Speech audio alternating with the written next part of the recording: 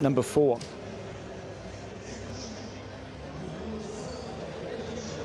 Yeah. Sim Camille offered trainer Stefan Vattel his first Group 1 win. They're just getting a little bit messy as they try and parade, but most of the horses are there. Here is Bay Bridge. He would have preferred a more cut in the ground for Sir Michael Stout, winner of the September Stakes. That was the race that Enable won before she came on to win this second time around. There's Westover. Yeah, just jig-jogging a bit, but in fairness, that's just him. Nothing too untoward there, I don't think.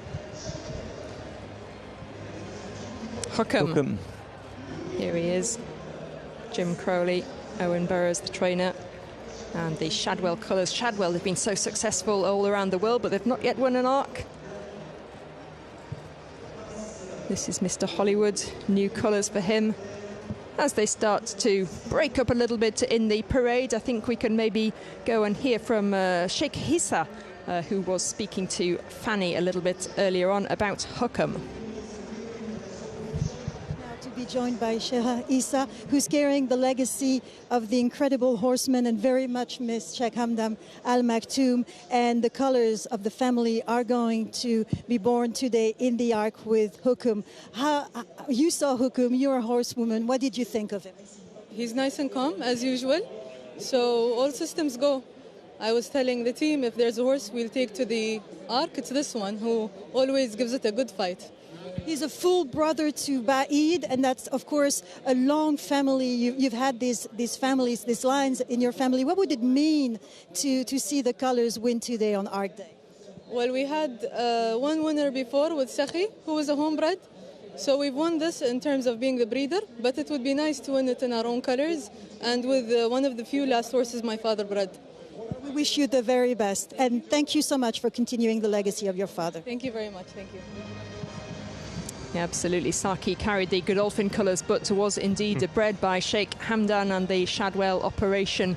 And it's great to see these colours continuing to shine under Sheikh Hissa, who seems to really, really enjoy her racing.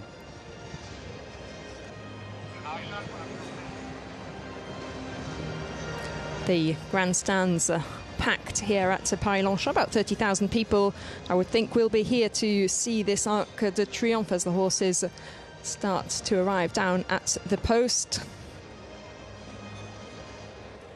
And we can hear from more connections, John O'Connor, who has interests in 2 horses in the race under his Ballylynch stud banner.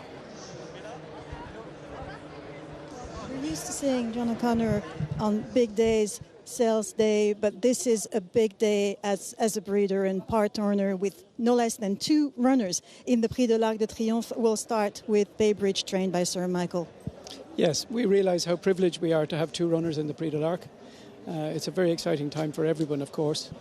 And starting with Bay Bridge, as you can see, he's a magnificent looking horse. And we expect him to run well. We would have preferred a little bit more ease in the ground, but it seems safe for everybody, so, you know, we're looking forward to seeing him run. At what point did Sir Michael say, why not the Arc? A few weeks ago or a few months ago, perhaps, we entertained the opportunity, you know, we entered him, and then we had one opportunity to see could he run a 1.5 miles before he came here, and he did that really well at Kempton, where he won very well, a very fast time. So we think he'll stay, and he has proven form at 2,000 metres, so, you know, he should be a horse who will have plenty of pace in this race.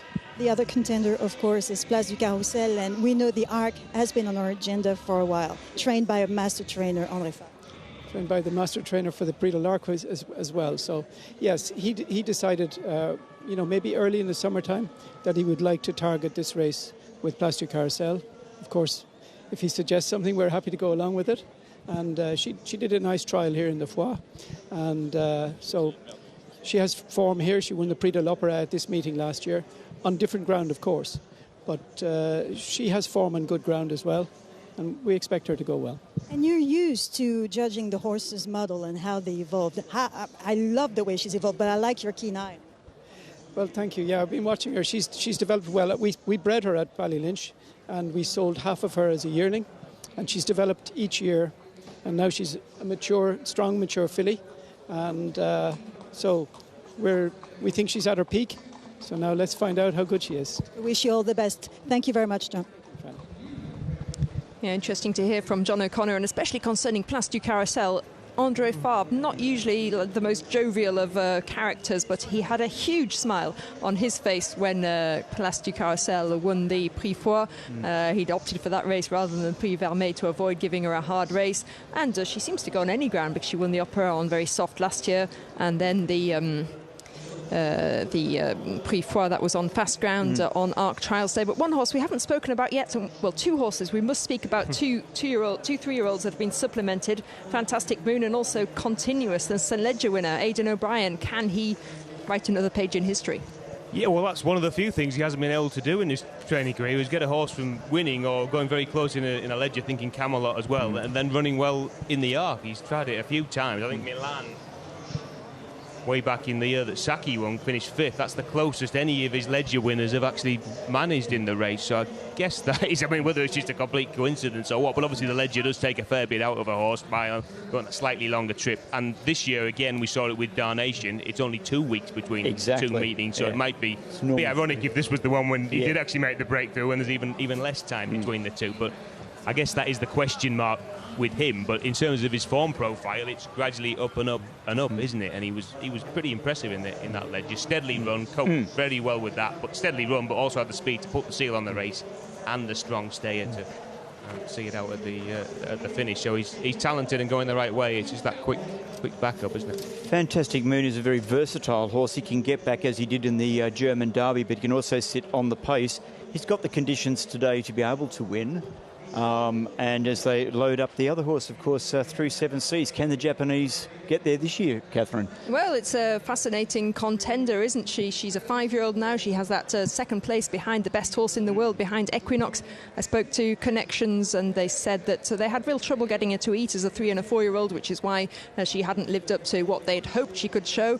But she's not yet a Group 1 winner. It would be a surprise if she could win, but we've been surprised before in the Arc, and we saw those shots there. Frankie Dettori, he's already in there on free wind. 5-year-old mare.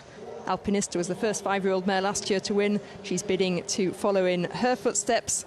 Looks as though she's going to have her work cut out, but never rule out Frankie Dettori as they continue to load. Just a couple of them left to go in. And the Japanese connection, of course, with Continuous as well, who is a son of Heart's Cry. We talked a lot about Auguste Rodin throughout the season, son of Deep Impact. This one, son of another late Japanese sire. Just a couple more to go in. Here is Ian Bartlett.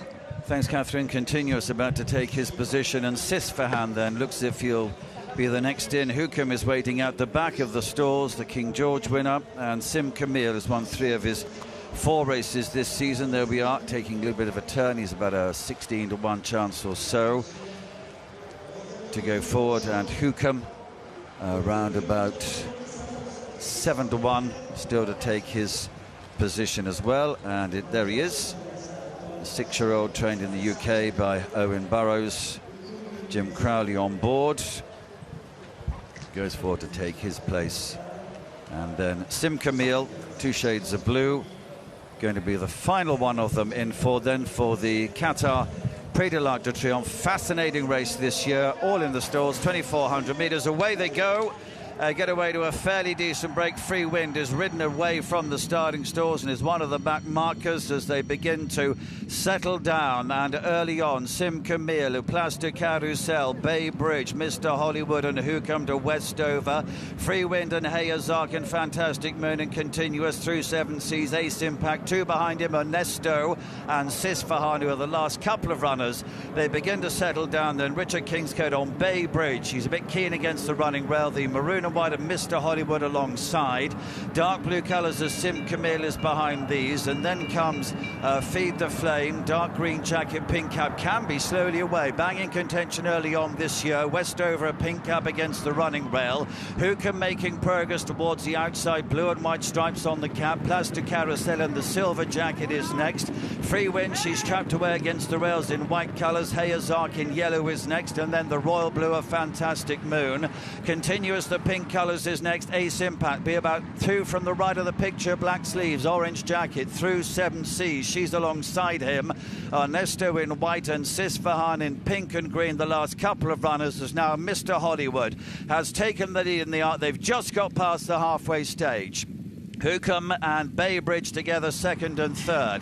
Length and a half behind these to Westover against the rail on the inside of Sim Camille. Place du Carrousel wide of Feed the Flame and Free Wind behind those. Fantastic Moon is next, being followed by Hayazok. In fact, she just precedes him. Then comes Ace Impact and Continuous and through 7 Seas. They're well on their way to the home turn now. Lots of them going well. Ernesto is next, and then comes Sisfahan, but it's still Mr. Hollywood who's on the way to the home turn in the arc, leading by 3 parts of a length to Hookham, poised in second place. Baybridge is behind these. Westover comes next. Ace Impact still only 2 or 3 from the back of the field as they enter the closing stages now. Coming through Place du Carrousel, Fantastic Moon. Ace Impact launched up on the outside. It's Hookham and Westover again, the Ascot rivals together to Sim Camille. Ace Impact coming strongly down the centre of the course, and also following him through as Ernesto into the closing stages.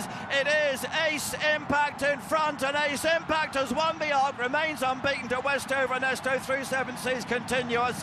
Baybridge and Sisfahan, who can Feed the Flame, Sim Camille, Fantastic Moon, out to Place du Carrousel, Free Wind, Hayazok, and Mr. Hollywood is the back marker. The favourite has done it. He remains unbeaten. Ace Impact, number 13, Christian De Muro, a winner by a couple of lengths, and boy did he pass some horses.